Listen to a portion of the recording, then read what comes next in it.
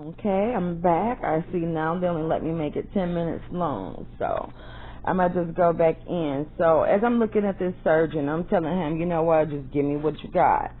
And basically I was half insane. I remember laughing really crazy, like I wasn't mentally there, but I was there. And in that moment, he just said, okay, you passed. He set me free, and I was so confused. I was like, damn, okay, I'm ready to get the fuck out of here, because at that point, it was just my breaking limit. It was too much blood everywhere, missing limbs, it was people dead all around me, and it was by far, it wasn't anything that I really wanted to, like, endure anymore. I didn't know how I was going to endure anymore, but I said, okay, I'm gonna get through this. I gotta be close to the end. That's what I'm telling myself, like, it didn't start this worse off, and it's bad, and now it's horrible. Like, I don't know how much more of this vision, like, I could take, but at that moment, I really knew I was dreaming, like, probably a few tests ago, but then I had remembered that night before I went to bed when I asked my ancestors to rid me of any fears, so I knew it was crucial for me to continue on with this vision and these sadistic acts of torture. And then, like I did say, I sipped a little bit of that ayahuasca, and anybody know that's like a spirit molecule. So, alright. Basically, they put us on to the next test, and this was like the 6th test. It was like not too far from where we were just was in the facility. It was just like right down the hall, and I was bummed out because it was like the women, the men, the children, we were separated into different rooms, and it had a wheel outlined, and it was crazy because as the wheel was outlined, it was outlined with like all these different body parts, like, and it was different weapons at our disposal, and basically it was like a light, it'll shine where you spin the wheel, and whatever part it land on, that's the part you had to discard off your body, and you had to use ice as an anesthesia. Like, I was like, oh Lord, this is way too much for me, but I said, okay, I'm gonna stick it out. I tried to be slick, because I seen those who refused, they was hog tagged as the wheel was turned, and if they didn't want to do it, then wherever it land, you know what I'm saying, they took it off by force and left you basically to bleed to death. Like, even though I said I tried to be slick, but the reason why, because I seen women like getting their boobs distracted, I seen men losing their loins. I said to myself, okay, well, I'm gonna spin the wheel, and luckily it landed on the foot, so I thought I was being slick, and tried to extract one of my toes.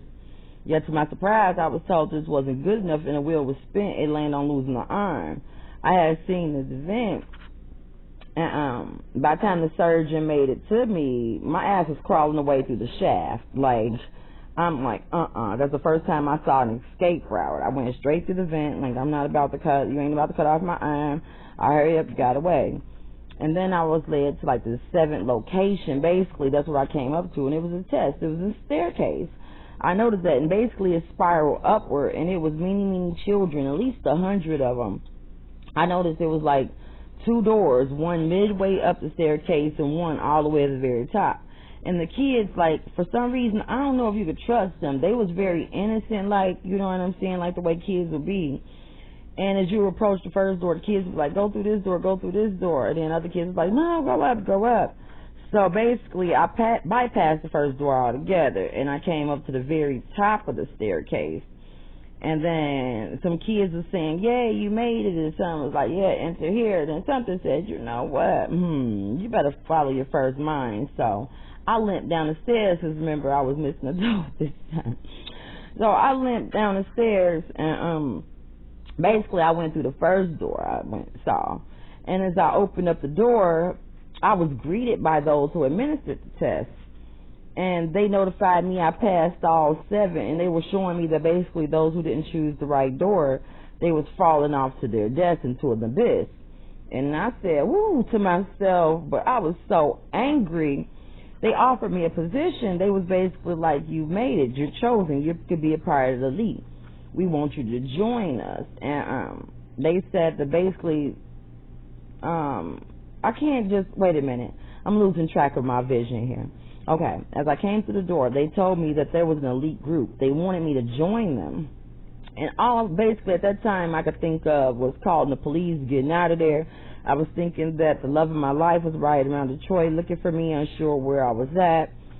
And basically they was telling me that none of it was real. It was all sensory deprivation, like sensory stimulated, and I kind of knew it was all a dream, that it wasn't real. And basically they was letting me know that since it was all sensory tested, all those who was powered by fear perished, and those who didn't basically survived, as I did.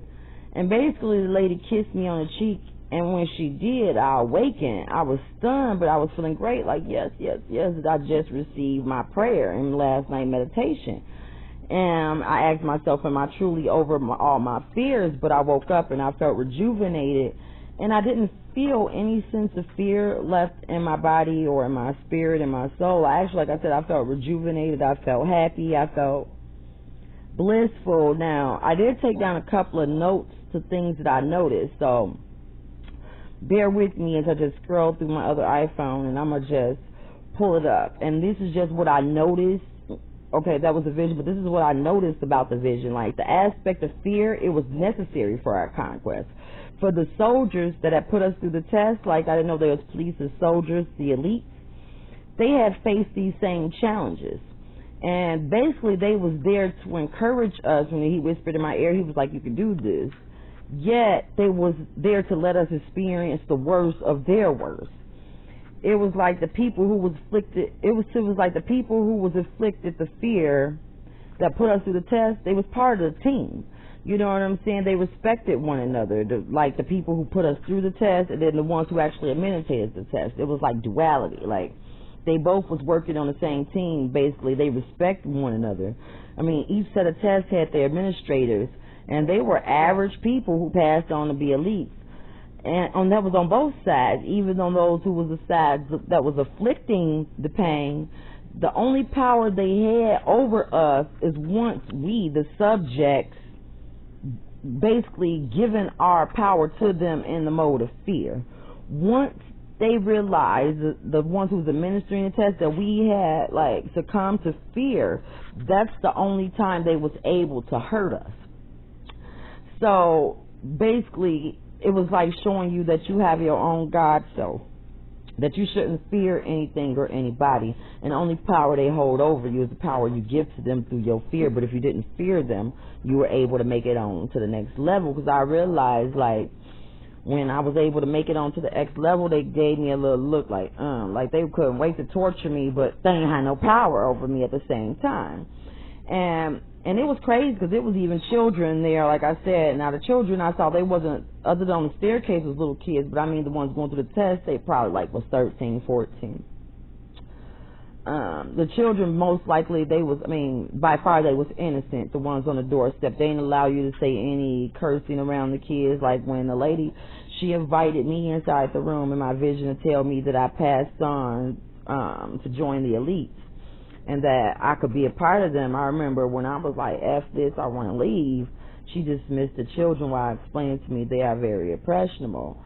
But I did see, like I said, teenagers, and they was being afflicted, and they was being tested, and they basically had to strive and be renewed as youth, is to be like in a system of light workers, or they was being cast away with into disparity for basically not being able to fight off the opposing side because they was powerless. So they was victims just like the adults.